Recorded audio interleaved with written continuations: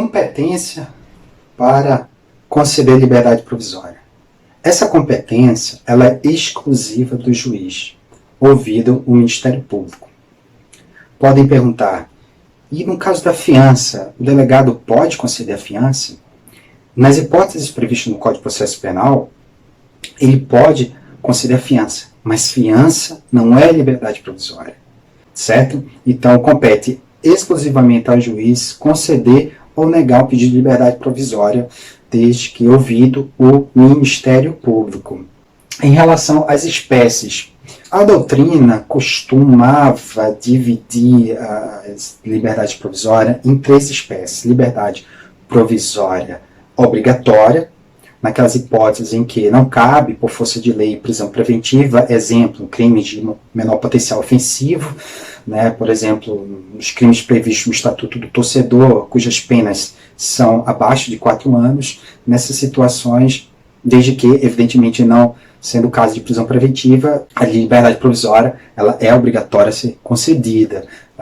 Liberdade provisória permitida, evidentemente, em todas as outras situações, e a terceira seria liberdade provisória vedada, e que, basicamente, o Eugênio Pacelli, o Fernando Capês, entendem que qualquer tipo de vedação legal à concessão de liberdade provisória, ela é inconstitucional, e que, de alguma sorte, é hoje a jurisprudência do Supremo Tribunal Federal, lembrando que o Supremo Tribunal Federal, na de 3.1.12, declarou inconstitucional o artigo 21 do Estatuto do Desarmamento, que impedia a concessão de liberdade provisória em alguns crimes previstos naquela lei.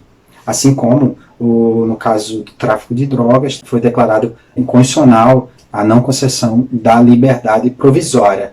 E, por fim, o último item do nosso tema, liberdade provisória, os recursos. Qual o recurso cabível contra a concessão de liberdade provisória? Lembre, contra a concessão de liberdade provisória. Então, o Ministério Público poderá, quando o juiz conceder a liberdade provisória, ingressar com um RESE, um recurso em sentido estrito, artigo 581, 581, inciso 5º do Código de Processo Penal, prevê uma hipótese aí de recurso em sentido estrito contra a concessão de liberdade provisória.